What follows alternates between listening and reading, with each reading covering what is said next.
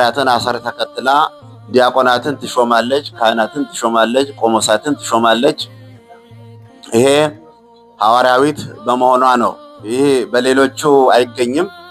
የኢትዮጵያ ኦርቶዶክስ ተዋሕዶ ቤተክርስቲያን የተዋሕዶን እምነት የተቀበለችው በ34ኛው ዓመት ነው።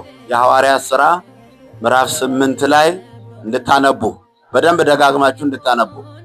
የሐዋርያት ሥራ ምዕራፍ 8 ላይ ጃንደረባው ተዋሕዶ እምነትን ጥምቀተ ክርስትናን ከኢየሩሳሌም ወደ ኢትዮጵያ ያመጣበት ታሪክ በዛ ላይ ተጽፏልና የሐዋርያዊት ጥንታዊት ቤተክርስቲያን እንደሌሎቹ በኋላ እንደፈሉት እንደተነሱት ሳይሆን በስነ ስርዓት የምትኖር በሐዋርያት ሕግ የምትኖር የነቢያቱም የሐዋርያቱም ስርዓት በውስጧ ያሏት ቤተክርስቲያን ናት።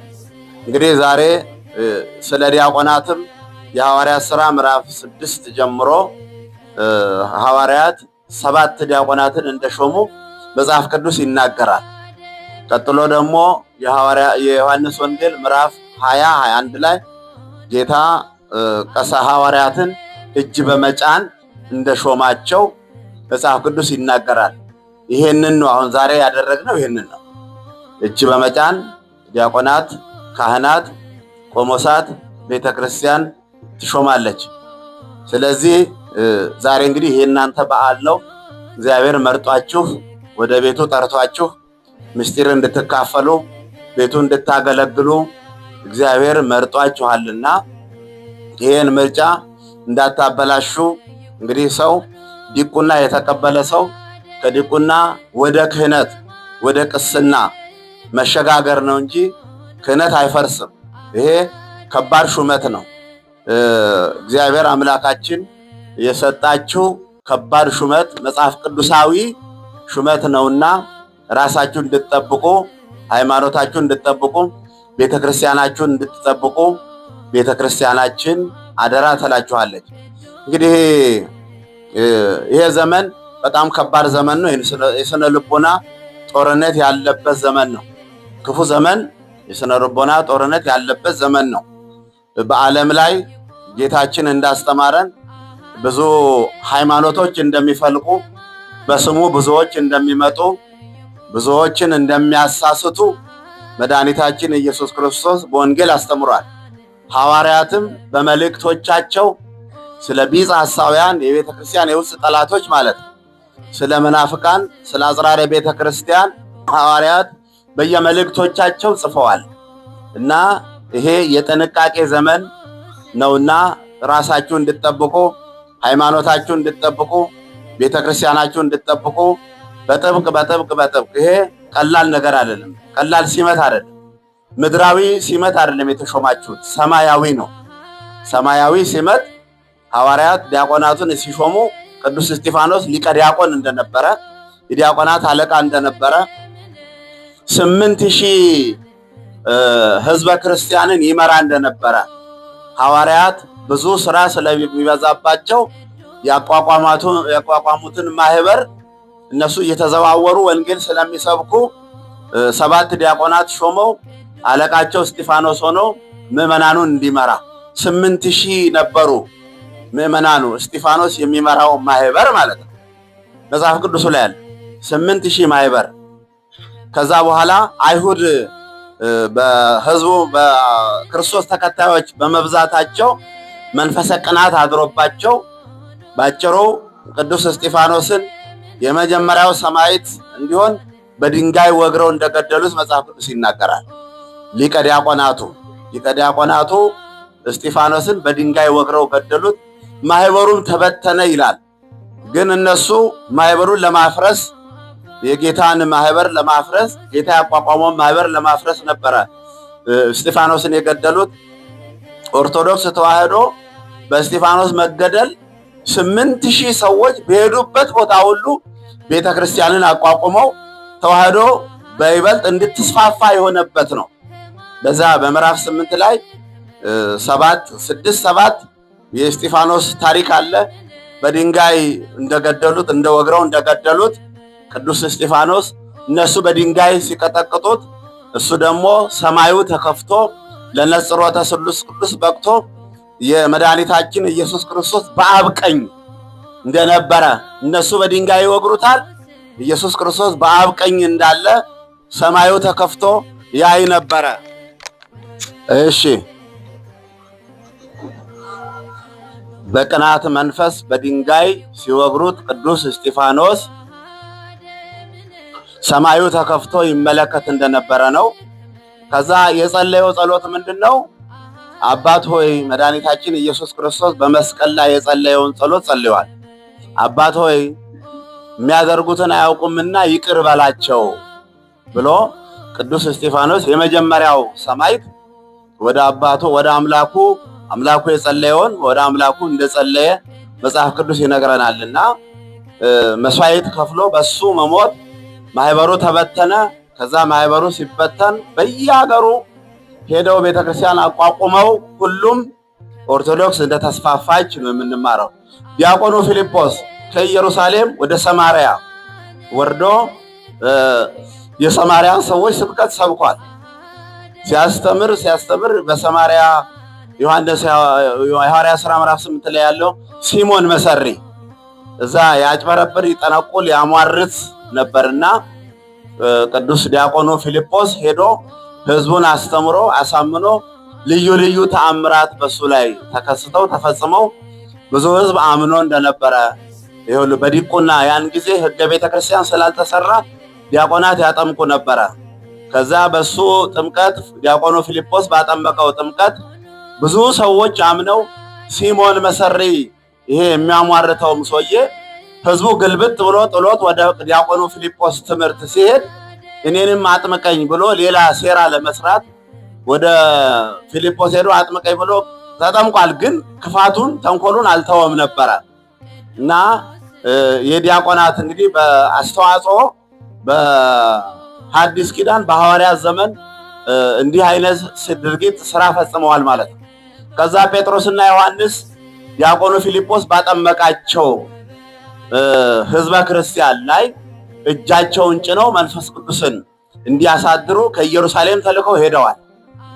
ከዛም እጃቸውን ጭነው ያው ዲያቆኑ ፊልጶስ ሲያጠምቅ መንፈስ ቅዱስ አልወረደባቸው፣ ጥምቀቱ ግን ተጠምቀዋል። በኋላ ጴጥሮስና ዮሐንስ ሄደው እጃቸውን ሲጭኑባቸው መንፈስ ቅዱስ እንዳደረባቸው ከዛ ሲሞን መሰሪ ህዝቡ ሁሉ ጥሎት እንደሄደ ባየ ጊዜ ብር ወርቅ አዘጋጅቶ ሐዋርያትን ጴጥሮስና ዮሐንስን ይሄን ብርና ወርቅ እንካችሁ የእናንተን ጥበብ ይሄን ስታጠምቁ ስታስተምሩ በሰው ላይ የሚወርደውን መንፈስ ቅዱስ ተአምር የሚፈጸመው መንፈስ ቅዱስ ይሄን ጥበባችሁን ሽጡልኝ አላቸው። ሐዋርያትና ቅዱስ ጴጥሮስም ብርና ወርቅ ካንተ ጋር ይጥፋ፣ መንፈስ ቅዱስን በኃይል በገንዘብ እገዛለሁ ብለሃልና ብሎ ይሄንን ያደረገን እና ዲያቆኑ የዲያቆናት ስራ በመጽሐፍ ቅዱስ ውስጥ ይሄንን አድርገዋል። እናንተም ደግሞ ዛሬ ዲያቆን ማጥመቅ አይችልም፣ በሕገ ቤተክርስቲያን ተደንግጓል። እና ለቤተክርስቲያን ታማኞች እንድትሆኑ ነው፣ ታማኝ አገልጋዮች እንድትሆኑ፣ ለእግዚአብሔር እንድትታዘዙ፣ ሃይማኖታችሁ እንድትጠብቁ። ሌላ ሃይማኖት የለም። ሌላ ሃይማኖት ሐዋርያት ሥራ ምዕራፍ 8 ላይ ነው ያለችው ተዋህዶ እምነት። ሌላ እምነት የለም። በየጊዜው የሚነሱ ሰዎች የየራሳቸውን ፕሮጀክት እየቀረጹ ይሄ ነው ሃይማኖት፣ ይሄ ነው ሃይማኖት። በየዓመቱ 3,000 እምነት ነው በዓለም ላይ የሚፈልቀው እና ሀገራችንም በወረራ ብዙ ሰዎች ይዘዋል። ብዙ ሰዎችን የኛን ሰዎች እያስካዱ እየመለመሉ እየወሰዱ ያው ፈተና ሆነውብናል ማለት ነው። እና አሁን ህዝበ ክርስቲያኑ ፈተና ውስጥ ነው ያለው፣ ችግር ውስጥ ነው ያለው። እናንተ ትምህርት ገና ነው፣ አልተማራችሁም። አሁን ሰባኪያን መሆን አለባችሁ፣ ህዝቡን በቋንቋ ማስተማር አለባችሁ። ከፍተኛ ትምህርት ቤት ደግሞ ለመግባት እድላችሁን ማስፋት ይኖርባችኋል። ይሄ የፈተና ዘመን የችግር ዘመን ስለሆነ በደንብ አድርጋችሁ ቤተክርስቲያናችሁን ዘብ እንድትቆሙ አደራ እንላለን። እና ይሄ እንግዲህ የአጽራረ ቤተክርስቲያን ሴራ ዛሬ ፈረንጆቹ ወደ ሀገራችን የአንዱ ፈረንጅ ባል ሆኖ ነው የሚመጡት። ትሰሙኛላችሁ? ያው ግብረ ሰዶማውያን ናቸው። የሰዶምን ስራ የሚሰሩ ሰዎች ናቸው። ፈረንጆቹ ሁለት ፓስተሮች ሁለት ፈረንጆች ከመጡ እናንተ ጋር ስታዩ አንዱ ሚስት ነው፣ አንደኛው ባል ሆኖ ነው የሚመጣው። በጣም ታላላቅ ሀገሮች የሰለጠኑ የበለጸጉ ሀገሮች የተባሉ በፓርላማቸው ወንድና ወንድ እንዲጋባ ሴትና ሴት እንዲጋባ የወሰኑ ናቸው። ታላላቅ ዓለማት በሙሉ በብዙ ቦታ። በእኛም ሀገር ይህንን ለማድረግ ነው ጥረቱ። ህዝቡ ይሻላል። ህዝበ ክርስቲያኑ ሌሎችም የሚቃወሙ አሉ። ይሄን ህዝበ ክርስቲያኑ አልተቀበለውም። እንግዲህ ወደፊት ለማጸደቅና ወንዶቹ ኦርቶዶክስ ተዋሕዶ ቤተክርስቲያን ሄደው ልንጋባ ነው ተክሊል አድርሱልን ሊሉ ነው ማለት ነው። ሐሳባቸው ይሄ እኮ ነው። ይሄ እስከ ወዲያኛውም የሚሆን አይደለም። የኢትዮጵያ አምላክ እግዚአብሔር አምላካችን ሀገራችንን ቤተክርስቲያናችን ለእንደዚህ አይነት ሴራ አሳልፎ እንደማይሰጥ እናምናለንና ግን እናንተ የራሳችሁ አስተዋጽኦ ማድረግ አለባችሁ። ቤተ መቅደሱን ማክበር አለባችሁ እና ማጥናት መማር። አሁን ባጭሩ መጽሐፈ ቅዳሴው በእጃችሁ አለ፣ በየቤተ ክርስቲያኑ አለ። አሁን ስለ ቅዳሴ የሚቃወም አካል ቢመጣ እናንተ ታስረዳላችሁ ማለት ነው። ስለ ቅዳሴ የሚቃወም ቢመጣ ምክንያቱም የምንቀድሰው ቅዳሴ መጽሐፍ ቅዱሳዊ ስለሆነ ባጭሩ እንደው ለምዕመናኑ ደራሽ ህሊና ማረፊያ የሚሆን በሙሉ ቅዳሴው ሁሉ መጽሐፍ ቅዱሳዊ ነው። ግን ዋናውን የህዝብ ተሰጥኦ የሚለውን ያወጣል። ይሄ አሁን ዛሬ ቀልድ ይመስላችኋል። ጥያቄ ሲመጣ መጽሐፉን ትፈልጋላችሁ መልስ ለመመለስ። ጠያቂ ሲመጣ ፈታኝ ሲመጣ መጽሐፉን የምትፈልጉበት ጊዜ እኮ ይኖራል። እና መጽሐፉን በደንብ አድርጋችሁ ትላንት አሁን በእጃችሁ ያዛችሁ አላችሁ ጉስቁል አድርጋችሁ የተቀዳደደ ጭርምትምት አድርጎ ይሄ በጣም ከባድ መጽሐፍ እኮ በክብር ማስቀመጥ አለባችሁ። በክብር በደንብ አድርጋችሁ አክብራችሁ መያዝ ነው። መልስ ይሆናችኋል። መጀመሪያ ለራሳችሁ ማጥናት ነው። ለካ በኦርቶዶክስ መጽሐፍ ቅዱሳዊ ነው ገብተው ይንጫጫሉ፣ ይጮሃሉ፣ ይሉናል ብለው ግን የምናዜመው መጽሐፍ ቅዱስ መሆኑን እንድትረዱት ነው የተዘጋጀው። በሁለተኛ ደረጃ ደግሞ ውዳሴ ማርያሙ ደግሞ አንዳንዶቹ ምን አሉ? ውዳሴ ማርያም ድግምት፣ የደብተራ ድግምት የሚሉ ሰዎች ተፈጥረዋል። ይሄ ውዳሴ ማርያም ዝም ብሎ አስማት እኮ ነው የሚደግሙት ቄሶች ይሉናል። ይሄ ደግሞ አዲስ ስራ ነው፣ መጽሐፍ ቅዱሳዊ ነው። ድግምት ሳይሆን የእግዚአብሔር ቃል ነው። ብሉይ ኪዳንና አዲስ ኪዳን ነው ውዳሴ ማርያም። ምስጢረ ስጋዌ ኢየሱስ ክርስቶስ ስጋ የመልበሱ ጉዳይ ነው ውስጡ በደንብ የሚዘረዘረው ያለውና መጽሐፉን ይዛችሁ ራሳችሁን ማዳን ነው። መጀመሪያ ራስን ማትረፍ እኮ ነው። ከዛ በኋላ ነው ለሰው መትረፍ። በራስ ማመን ነው መጀመሪያ። በራስ ቤተክርስቲያኗ የምትሰራውን ነገር በደንብ ማመን፣ ከዛ በኋላ ደግሞ ሌላውን ማሳመን፣ ለሌላው ደግሞ መድረስ እና በደንብ ይገባልና ውዳሴ ማርያሙ መጽሐፍ ቅዱሳዊ መሆኑን በየወረዳው እየተከፋፈለ ነው። እንግዲህ በመላ የኢትዮጵያ ሕዝብ ውዳሴ ማርያሙን ቢሆን በእጁ እያንዳንዱ እንዲይዝ ነው የምፈልገው። ለምን የኢትዮጵያ ሕዝብ ውዳሴ ማርያም ይጸልያል። ውዳሴ ማርያሙ ከመጽሐፍ ቅዱስ የወጣ መሆኑን በደንብ ለራሱ እያመነ ለሚጠይቁ ሰዎች መልስ እንዲሰጥ ህዝቡ ማለት ነው። ህዝባችን በአሁኑ ሰዓት ባዶ እጁን ያለው ገበያው ስብከት ነው፣ ወፍጮ ቤቱ ስብከት ነው፣ ሱቁ ስብከት ነው፣ ትምህርት ቤቱ ስብከት ነው። በጣም ብዙ ፈተናዎች ናቸው ያሉት። እኛ ግን በአንዲት በቤተ ክርስቲያናችን ነው የምንሰብከው። እኛ ህጋውያንን ህግ ተመርኩዘን በቤተ ክርስቲያን ነው የምንሰብከው። በየመንደሩ እየዞሩ ዛሬ እንሰብካለን የሚሉ አሉ። ሀይ የሚላቸው ሰዎች ያጡ ሰዎች እኮ አሉ። እንዲህ ስለሆነ ደግሞ ህዝቡ አልተከተላቸውም። እያየ እየሳቀ ነው የሚያልፈው። በይበልጥ ደግሞ ይህንን እንዲህ የሚያስቸግሩትን ህዝብ ማስረጃ መስጠት ያስፈልጋል። የእነሱን ስህተት ብዙዎች በስሜ ይመጣሉ ያለውን ቢያንስ ይህን መንገር እኮ ያስፈልጋል። ብዙዎች በስሜ ይመጣሉ፣ በየመንደሩ ኢየሱስ አለ ይሏቸዋል። እንዳትሄዱ ለራሱ ኢየሱስ ክርስቶስ ነው ያለው። በመንደር ነው ቢሏችሁ እንዳትወጡ አለ እኮ ጌታ። እና ይሄን በደንብ እንድታስተውሉ፣ ራሳችሁ እንድትጠብቁ፣ ህዝቡን እንድታስተምሩ፣ ተምራችሁ ህዝቡን እንድታስተምሩ። ይሄ በጣም ከባድ ኃላፊነት ነው። አሁን ጋር እናንተ ስትገቡ ስግዱ ለእግዚአብሔር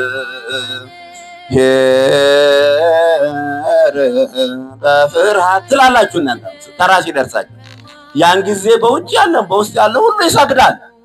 በእናንተ በስሙ በኢየሱስ ክርስቶስ ስም ለእግዚአብሔር ስገዱ ትላላችሁ ማለት ነው። ይሄ ጸሎት በቅዳሴው ጸሎት ላይ የተቀመጠ ነው እና ነብዩ ዳዊት በቅድስና ስፍራ ለእግዚአብሔር ስገዱ። የት ነው ቅድስና ስፍራ? ቤተ መቅደሱ ነው፣ ቤተ ክርስቲያን ናት። ለእግዚአብሔር ስገዱ ብሏል። በጌታም ሂድና ለእግዚአብሔር ስገድ ተብሏል። አብርሃም ደግሞ ለሥላሴ ሰግዷል ቤቱ በገቡ ጊዜ እና እንደዚህ ስትሉ ህዝቡ ሁሉ ይሰግዳል ማለት ነው። ይሄ የቤተ ክርስቲያን ሀብት ነው። ለዲያቆኑ የተሰጠ ሀብት ነው። ይሄን አዋጅ ሲያውጅ ኦርቶዶክስ ተከታይ የሆነ ሁሉ የማይሰግድ የለም፣ ይሰግዳል ሁሉ። የቤተ ክርስቲያን ትእዛዝ ስለሆነ ካህኑ ሰላም ለሁላችሁ ይሁን ይላል። ሰላም ለኩልክሙ። ካህኑ መጀመሪያ አሐዱ አብ ሲል ሁሉ ሰው ይቆማል፣ ቀጥ ብሎ ይቆማል። ለኢትዮጵያ ህዝብ አሐዱ ሲባል የሚሄድ የለም። ሌላ እምነት ያለው ካልሆነ አሐዱ ሲባል የሚሄድ የለም እና ከመጽሐፍ ቅዱስ ነው የተወሰደው። ሥላሴ አብ ወልድ ወመንፈስ ቅዱስ ቅዱስ ቅዱስ ቅዱስ ተብለው ይመሰገናሉ እና ለብቻው ግን በዮሐንስ 17:5 ላይ ቅዱስ አባት ይላል። ማን ያለው? ኢየሱስ ክርስቶስ ነው ያለው። ቅዱስ አባት አሐዱ አብ ቅዱስ የምንለው ከዚህ ወስደን ማለት ነው። ስለነዚህ እኔ ራሴን እቀድሳለሁ፣ አዲስ እቀደሳለሁ ማለት አይደለም፣ ቅዱስ ነኝ ማለት ነው መልእክቱ። እንደዚህ አሐዱ ሲባል ሁሉ ሰው ይቆማል እና ከመጽሐፍ ቅዱስ የወጣ መሆኑን ሰላም ለኩልክሙ ሲል ካህኑ ስለ መንፈስከ ሐዋርያትን ያስተማራቸው ሰላም ለእናንተ ወዲያ በወንጌል ትምህርት ውስጥ ጌታ ሰላም ለኩልክሙ ያለበት ቦታ የለም። ከሞቱ ከትንሣኤ በኋላ ነው ሰላሙ የሚገኘውና በዝግ ቤት እያሉ አይሁድን ፈርተው ዘግተው ተቀምጠው በዝግ ቤት በር ክፈቱ ሳይል ግድግዳም መስኮትም ሳይከፍት መካከላቸው ተገኝቶ ሰላም ለእናንተ ይሁን ብሎ ሐዘናቸውን ወደ ደስታ የለወጠበት ይሄን ነው። ተደጋግሞ ነው የሚባለው። ይሄን ኢየሱስ ክርስቶስን ወክሎ ነው ሰላም ለኩልክሙ የሚለው ካህኑ እና ይሄንን ይላል። ከዛ በኋላ ካህኑ ቀድሶ ሲወጣ ደግሞ እጁ ይስማል፣ ህዝበ ክርስቲያኑ እጁን ይስማል። የዓለም መሪዎች የዓለም መንግስታት መጥተው አርባ ምንጭ ላይ አዲስ አበባ ቢመጡ እጃቸውን ይስማለን? አይሳምም። መጨበጥ እንጂ እጃቸው አይሳምም። ካህኑ ግን ቀድሶ ሲወጣ እጁ ይሳማል ማለት ነው። ይሄ የቤተ ክርስቲያን ሀብት ነው። ለእግዚአብሔር ለቤተ ክርስቲያን የተሰጠ ሀብት ነውና ቤተ ክርስቲያናችሁን በደንብ እንድታከብሩ ትኩረት እንድትሰጡት ቀላል ነገር አይደለም። ዛሬ እናንተ ልጆች ናችሁ፣ ታድጋላችሁ። እያንዳንዱ ሁሉ ካሁን በኋላ እንግዲህ ተጠያቂዎች ናችሁ። በቤተ ክርስቲያን ጉዳይ፣ በሃይማኖት ጉዳይ ተጠያቂዎች ናችሁና በደንብ ተመራችሁ መልስ እንድትሰጡ ቤተ ክርስቲያን አደራ ትላለች። ዛሬ 24 ካህናት ነው ያገኘነው። ጠቅላላ ሁሉም 202 ነው። ካህናትም ዲያቆናትም ሲመት የሰጠነው። እግዚአብሔር ይባርካችሁ ይቀድሳችሁ። ከዚህ በመቀጠል በቋንቋ ቀሲስ ተስፋዬ ያስተምሯችኋል። በደንብ አድርጋችሁ አዳምጡ።